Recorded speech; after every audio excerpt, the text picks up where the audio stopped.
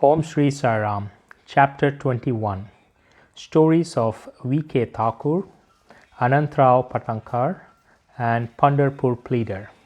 In this chapter, Hemant Pant relates the story of Vinayak Harishchandra Thakur, B.A. Anantrao Patankar of Pune, and a pleader from Pandarpur. All the stories are very interesting, which, if very carefully read and grasped, will lead the reader onto the spiritual path. Preliminary. In the general rule that it's a good luck in the form of accumulation of merits of past births that enable us to seek the company of saints and benefit thereby. As an illustration of this rule, Hemant Pant gave his own instance. He was resident magistrate of Bandra, a suburb of Mumbai, for many years. A famous Mohammedan saint named Pir Maulana was living there, and many Hindu, Parsis, and many other who followed different religions used to go to him and take his darshan. His Mojuar priest by name Yunus pressed Hemant Pant many a time for going to see him, but for one reason or other he was not able to see him. After many years his turn came and he was called to Shirdi, where he was permanently enrolled in Saibaba's darbar. Unfortunate fellows do not get such contact of the saints. It's only the fortunate ones that get it. Institutions of saints. There has been institutions of saints in this world from time immemorial. Various saints appear, incarnate themselves in various places to carry out the missions allotted to them. But though they work in different places, they are as it was one. They work in unison under the common authority of the Almighty Lord, and known fully well what each of them is doing in his place, and supplement his work where necessary. An instance illustrating this is given below. Mr. Thakur. Mr. V.H. Thakur, B.A., a clerk in the revenue department, and he once came to a town named Vadgaon near Belgaum, South Mysore country, along with the survey party. There he saw a Kanarasi saint Appa and bowed before him. The saint was explaining a portion from the book Vichar Sagar or Nishchal Das, a standard work on Vedanta, to the audience. When Thakur was taking his leave to go, he said to him, "You should study this book, and if you do so, your desires will be fulfilled. And when you go north in the discharge of your duties, in future you will come across a great saint by your fortune. And then he will show you the future path and give rest to your mind and make you happy." Then he transferred to Junar, where he had to go by crossing Nana Ghat. This ghat was very steep and difficult, and no other conveyance other than a buffalo was of use in crossing it. So he had to take a buffalo ride through the ghat, which was very inconvenient to him. Hence he was transferred on promotion to Kalyan, and there he got acquainted with Nana Sahib Chandulkar. He heard much about Saibaba from him and wished to see him. Next day Nana Sahib had to go to Shirdi, and he asked Thakur to accompany him. He could not do so, as he has to attend the Thana civil court for a civil case. So Nana Sahib went alone. Thakur went to Thana, but there the case was postponed. Then he repented for not accompanying Nana Sahib. Still he left for Shirdi, and when we reached there, he found that Nana Sahib has left the place the previous day. Some of his other friends whom he met there took him to Baba. He saw Baba, fell at his feet, and was overjoyed. His eyes was full of tears, and his hair stood on end. Then after a while, the omniscient Baba said to him, "The path of this place is not easy as the teachings of the Kanarasi Saint Appa, or even as the buffalo ride in the Nana Ghat. In this spiritual path, you have to put in your best effort. It's very difficult."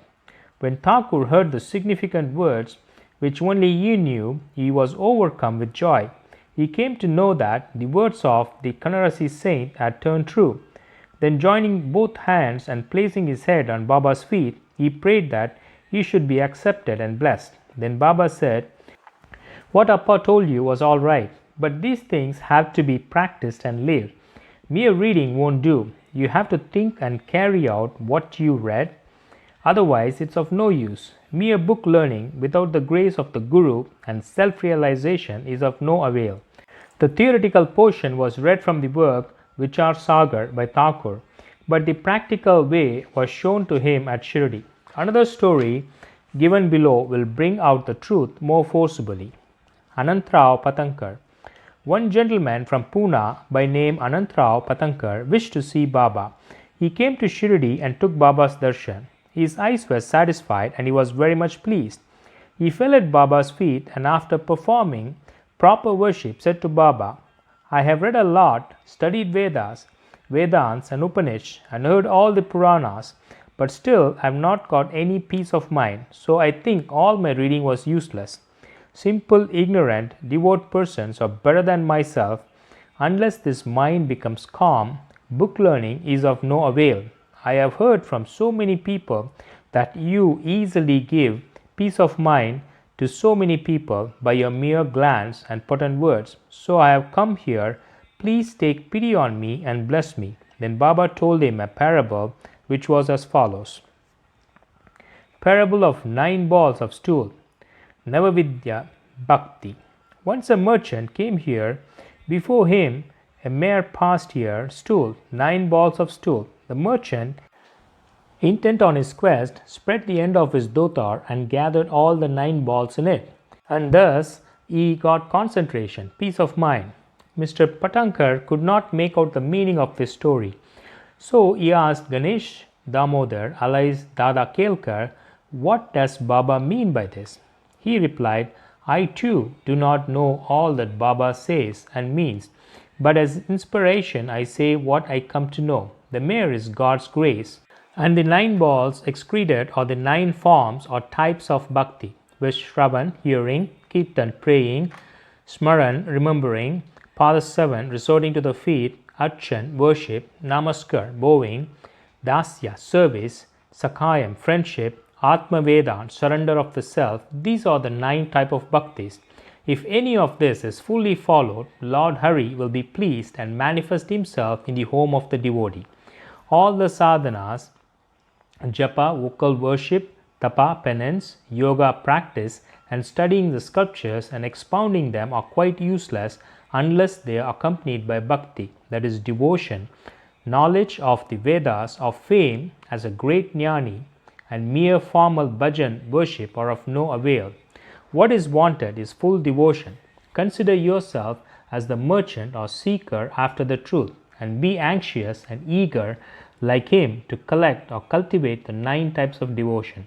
Then you will attain stability and peace of mind.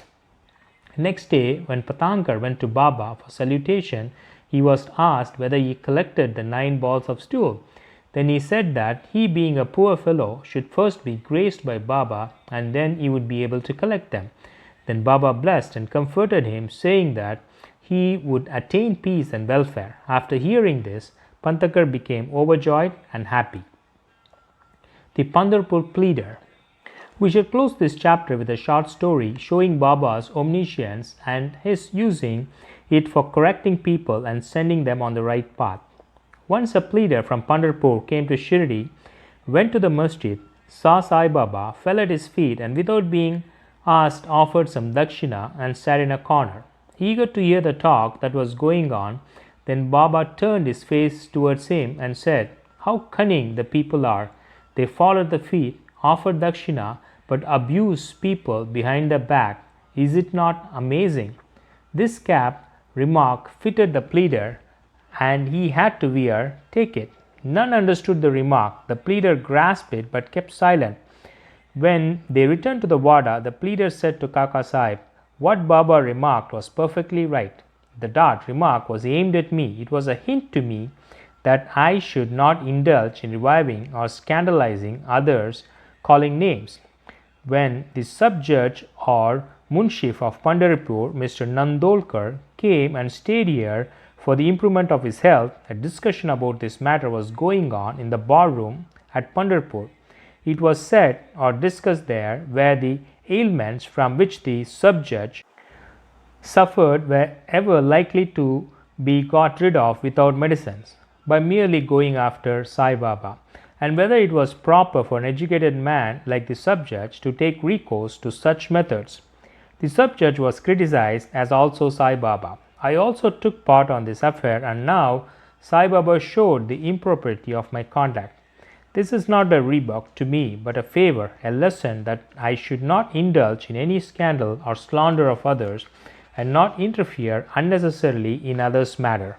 Shirdi is about 50 kos equal to 3 miles, that's equal to 4.8 kilometers from Pandarpur. Still Baba, by his omniscience, knew what has transpired there in the bar room. The intervening places, rivers, jungles and mountains were no bar to his all-perceiving sight, and he could see or read the hearts of all, and there was nothing secret or veiling from him. Everything far or near was open and clear to him, as broad as daylight. Let a man be far or near, he cannot avoid all the pervading gaze of Saibaba. From this incident, the pleader took the lesson that he should never speak ill of others or unnecessarily criticize. Thus, his evil tendency was completely got rid of, and he was set on the right path. Though the story refers to the pleader, still it is applicable to all. All should therefore take this lesson to heart and benefit thereby. Sai Baba's greatness is unfathomable. So are his wonderful Leelas. His life is also such, for he is Parabrahma, Almighty God incarnate. Bow to Shri Sai, peace be to all. Om Shri Sai Ram.